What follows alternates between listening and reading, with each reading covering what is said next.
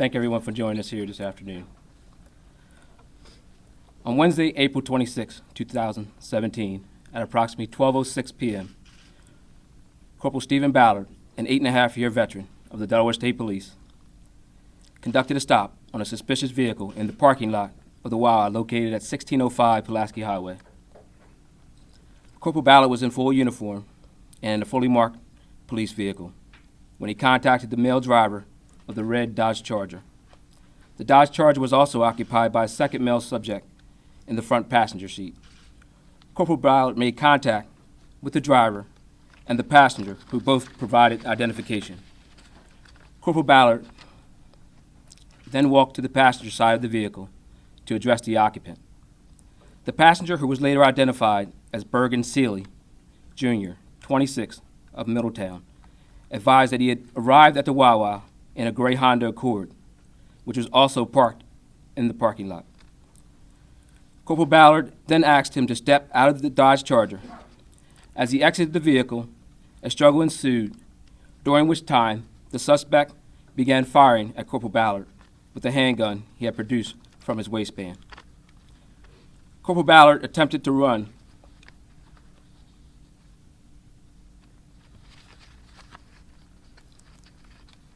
for cover behind a parked vehicle.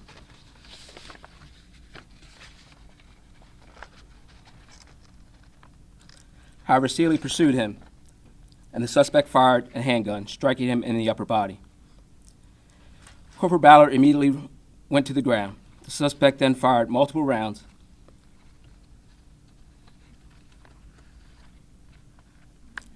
at close range, again striking him in the upper body.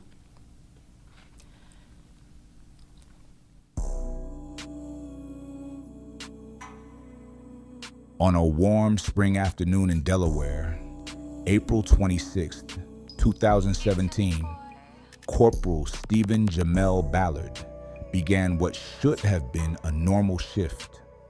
He was in uniform, behind the wheel of his patrol vehicle, carrying out the same duty he had carried out for 8 years as a Delaware State Trooper. His assignment that day brought him to Bear, Delaware, to a Wawa gas station and convenience store located on Pulaski Highway. What looked like a simple call about a suspicious car would unfold into one of the darkest days in the state's history. That single encounter would leave one man dead in the line of duty, another man dead in a violent standoff, and an entire community shaken to its core. To understand the weight of this story, we must look at the two men whose lives collided in that moment: Corporal Stephen J. Ballard and Burgon Sealy Jr. They came from very different paths with very different choices, yet their names are now tied together forever by tragedy. Stephen Ballard was born on January 28, 1985, in Bowie, Maryland. From a young age, he stood out as someone with determination and purpose.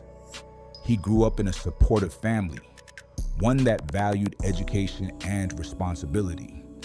He attended high school, then went on to Delaware State University, where he studied criminal justice.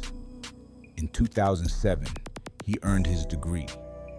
His friends remembered him as focused and respectful, someone who carried himself with calm confidence. In 2009, Ballard joined the Delaware State Police, completing training at the academy before being assigned to Troop 2 near Newark. He quickly built a reputation as professional, reliable, and courageous. To his colleagues, Ballard was the kind of trooper you could trust to back you up, no matter the danger. But Ballard was more than just a trooper. He was a husband and a father. He married his wife, Louise, and together they had a daughter, Abigail. Friends often said that as dedicated as he was to law enforcement, his heart was even more devoted to his family. pictures showed him smiling with his wife and little girl, proud to balance the uniform he wore and the home life he cherished. Those close to him said he carried the weight of responsibility with honor, never forgetting why he served: to protect others, to safeguard communities, to make Delaware safer for families just like his own.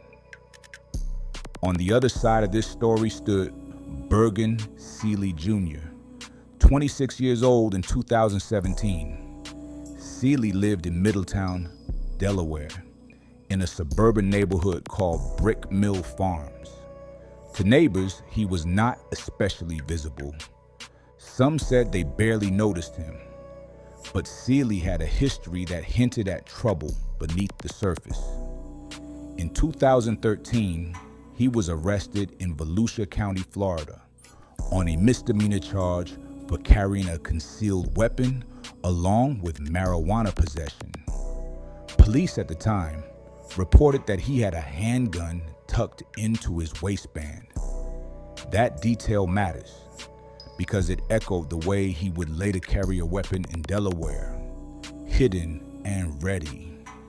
Friends from school recalled that Sealy had an interest in firearms from a young age. Even in middle school, he reportedly talked about guns in class, showing a fascination that others found unusual. At one point, he attended Delaware State University, the same school Ballard had graduated from, but unlike Ballard, Sealy did not finish his studies. Instead, his life drifted. While some classmates remembered him as quiet, others recalled his temper. Those who lived near him in Middletown did not report seeing much of him. His father, when later approached by reporters, chose not to speak publicly about his son. Many details of Sealy's private life remain sealed in silence, leaving only his final acts to speak for him. The two men's paths crossed in the parking lot of Wawa in Bear. Around noon, Corporal Ballard responded to a report of a suspicious vehicle parked outside the convenience store. The car was a red Dodge Charger with two people inside. Ballard approached the driver's side, asked questions, and requested identification from both occupants. The driver complied. The passenger was Burgon Sealy. When Ballard asked him to step out of the vehicle, everything changed in an instant. As Sealy exited the car, he resisted. A struggle erupted between him and the corporal. Witnesses later recalled the sudden shift from calm to chaos. In the midst of the fight, Sealy pulled out a handgun from his waistband. Shots rang out across the parking lot. Ballard tried to take cover, attempting to shield himself behind the car, but the gunfire was too fast and too close. Bullets struck Ballard in the upper body. Even as Ballard fell to the ground, Sealy kept shooting, firing multiple rounds into the trooper. Customers at the Wawa scattered in fear. Drivers nearby ducked down in their vehicles. The scene was pure panic. Within moments, Corporal Ballard was critically wounded. He was rushed to a nearby hospital, but despite doctors' efforts, he was pronounced dead. The murder of a state trooper in broad daylight sent shockwaves through Delaware. News spread instantly. Law enforcement agencies across the state and even across the country reacted with grief and outrage. Ballard was the first Delaware state trooper killed in the line of duty since 1972. For a small state where the police force was tight-knit, his death was devastating. Vigils were held. Residents taped blue squares to their car windows to show solidarity with law enforcement. Wawa, the convenience store chain, donated $50,000 to Ballard's family and launched fundraisers at locations across Delaware. The entire community mourned together.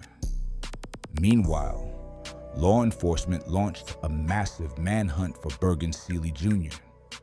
After fleeing the Wawa scene, Sealy returned to his home in Middletown. Authorities quickly tracked him there, surrounding the house in Brick Mill Farms. What followed was a tense and dangerous standoff that stretched through the night. From the moment police arrived, Sealy barricaded himself inside the home. He refused to surrender. He was armed and dangerous, and officers knew it. Delaware State Police, local law enforcement, and federal agents joined forces. Tactical units set up positions. Negotiators tried to reach Sealy, urging him to give himself up peacefully. Hours passed. At around 8:22 p.m., police deployed an explosive charge to breach the front door. When that failed to bring him out, they used additional charges on windows and doors. Still, Sealy did not surrender. He fired shots from inside the house, forcing officers to keep their distance. Through the night, negotiators continued their efforts. They called out to Sealy, tried to reason with him, and even used gas to pressure him to leave the house. At one point, Sealy reportedly communicated with his father, telling him he had shot officers and intended to go out in what he called a blaze of glory.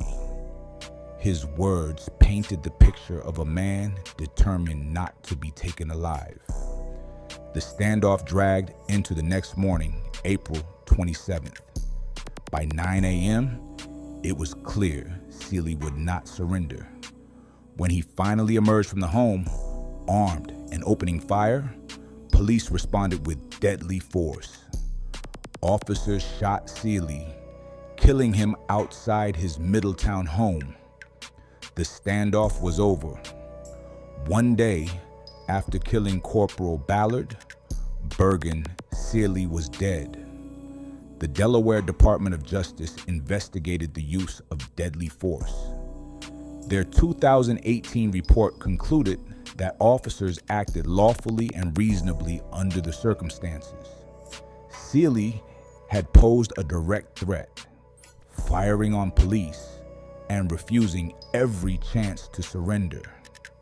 According to the report, the officers' actions were justified to protect themselves and the community. For the state of Delaware, the damage was already done. 2 lives were gone. One was a respected trooper, a husband, a father, a protector. The other was a young man whose life ended in violence and confrontation, leaving only questions about what led him to that point. The days that followed Ballard's death were filled with mourning. His funeral was held on May 5th, 2017, at the Chase Center in Wilmington. Thousands attended, including law enforcement officers from across the nation.